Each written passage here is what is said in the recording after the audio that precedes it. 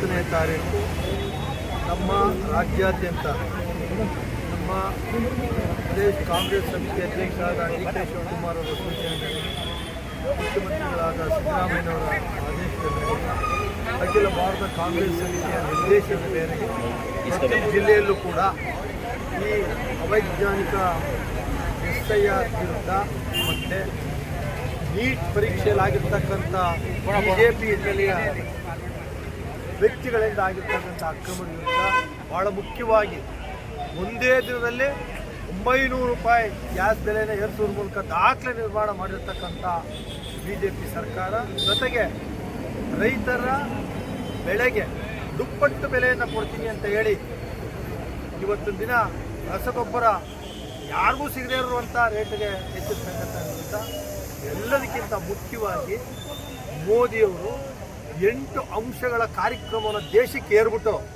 ತಾವೇ ಅವೆಲ್ಲ ಗೂಢೀಪಾಠ ಮಾಡಿಬಿಡುತ್ತೆ ಇಟಲಿಗೆ ಹೋಗಿ ತಮ್ಮ ಪ್ರವಾಸವನ್ನು ಮುಂದುವರಿಸ್ತಾ ಇದ್ದಾರೆ. ಎಲ್ಲರ ವಿರುದ್ಧ ಮಂಡ್ಯ ಜಿಲ್ಲಾ ಕಾಂಗ್ರೆಸ್ ವತಿಯಿಂದ ನಾವೆಲ್ಲ ಮುಖಂಡರು ನಾಯಕರುಗಳು ಪ್ರತಿಭಟನೆಯನ್ನು ಮಾಡ್ತಾ ಇದ್ವಿ. ಈ ಮೂಲಕ ಮುಂದಿನ ಸಾರ್ವತ್ರಿಕ ಲೋಕಸಭಾ ಚುನಾವಣೆಯಲ್ಲಿ ಕಡಾಖಂಡಿತವಾಗಿ ಭಾರತೀಯ ಜನತಾ ಪಾರ್ಟಿ ವಿರೋಧ ಪಕ್ಷದಲ್ಲಿ ಕೂತ್ಕೊಳ್ತಕ್ಕಂಥದ್ದನ್ನು ತಪ್ಪಿಸೋಕ್ಕಾಗುವುದಿಲ್ಲ.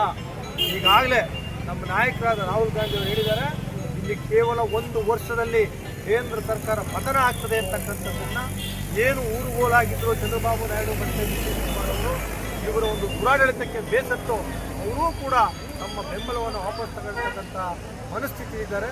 ಮುಂದಿನ ದಿನಗಳಲ್ಲಿ ಈ BJP ಸರ್ಕಾರವನ್ನು ಕಿತ್ತೊಯ್ಯದೆ ನಮ್ಮ ಭಾರತ ರಾಷ್ಟ್ರೀಯ ಕಾಂಗ್ರೆಸ್ ಗುರಿ. ಅದಕ್ಕೆ ನಾವೆಲ್ಲರೂ ಕೂಡ ಹೋರಾಟ ಮಾಡ್ತಾ ಇದ್ದೀವಿ. ಈ ಹೋರಾಟದ ಮೂಲಕ ನಮ್ಮ ಪಕ್ಷಕ್ಕೆ ಹೆಚ್ಚಿನ ಬಲ ಕೊಡ್ತಕ್ಕಂಥದ್ದು ಮತ್ತು ಜನಸಾಮಾನ್ಯರ ಜೊತೆ ನಿಂತಿರ್ತಕ್ಕಂಥ ಕೆಲಸವನ್ನು ನಮ್ಮ ಪಕ್ಷ ಮಾಡ್ತಾ ಇದೆ. ಈ ಹೋರಾಟ ಯಶಸ್ವಿ ಆಗುತ್ತೆ ಅಂತಕ್ಕಂಥ ಇವತ್ತು ದೇಶಾದ್ಯಂತ ಏನು ಈ ಭ್ರಷ್ಟ ಬಿಜೆಪಿಯವರು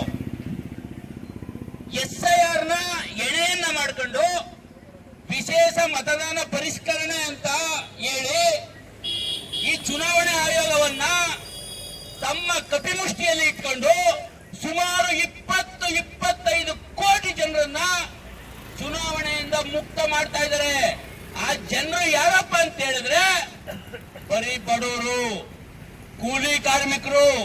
ಇವತ್ತು ಬಿಜೆಪಿ ಅವ್ರಿಗೆ, ಈ ಭ್ರಷ್ಟ ಬಿಜೆಪಿ ಅವ್ರಿಗೆ, ಮೋಸಗಾರ RSS ನವ್ರಿಗೆ, ಮೋಸಗಾರ ಮೋದಿ ಅವ್ರಿಗೆ, ಮೋಸಗಾರ ಅಮಿತ್ ಶಾ ಅವರು ಈ ಕುತಂತ್ರವನ್ನ ಮಾಡ್ತಾ ಇದ್ದಾರೆ.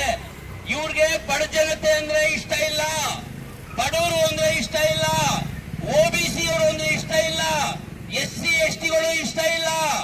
ಇವ್ರಿಗೆ ಕೂಲಿ ಮಾಡುವಂತ ಕೂಲಿ ಕಾರ್ಮಿಕರು ಇವ್ರಿಗೆ ಬೇಕಾಗಿಲ್ಲ. ಬಂಧುಗಳೇ, ಇವತ್ತು ಕರ್ನಾಟಕದಲ್ಲಿ SIR ನ ಪ್ರಾರಂಭ ಮಾಡ್ತಾ ಇದ್ದಾರೆ. ಏನು ವಿಶೇಷ ಮತದಾನ ಪರಿಷ್ಕರಣೆಯನ್ನ ಮಾಡ್ತಾ ಇದ್ದಾರೆ. ಒಬ್ರು ಕೂಡ ಮತದಾನದಿಂದ ವಂಚಿತರಾಗಬಾರ್ದು. ಮತದಾನದಿಂದ ವಂಚಿತರಾದ್ರೆ ಅವರು ಎಲ್ಲ ಸವಲತ್ತಿಂದ ವಂಚಿತರಾಗ್ತಾರೆ. ಈ ಬಡವರು, ಕೂಲಿ ಕಾರ್ಮಿಕರು ಬೀದಿಗೆ ಬರೋದ್ರಲ್ಲಿ ಅನುಮಾನ ಇಲ್ಲ. ಬಂಧುಗಳೇ, ನಮ್ಮ ಎಲ್ಲ ಕಾಂಗ್ರೆಸ್ ಕಾರ್ಯಕರ್ತರು, ವಿದ್ಯಾರ್ಥಿ ಯುವ ಜನರು ಇದ್ರ ಬಗ್ಗೆ ಎಚ್ಚೆತ್ಕೋಬೇಕು.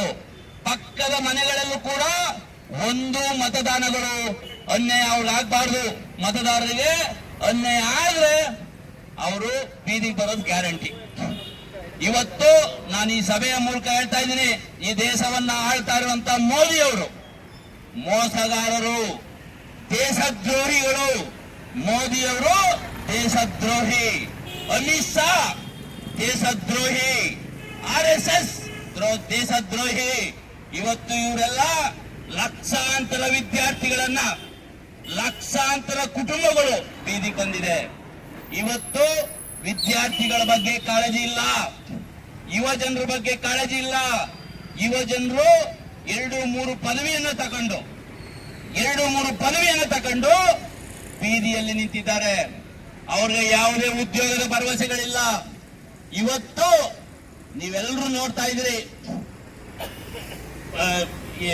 ಡೀಸೆಲ್ ಬೆಲೆ ಇರ್ಬೋದು, ಪೆಟ್ರೋಲ್ ಬೆಲೆ ಇರ್ಬೋದು, ಎಲ್ಲ ಬೆಲೆಗಳು ಹೆಚ್ಚಾಗ್ತಾ ಇದೆ.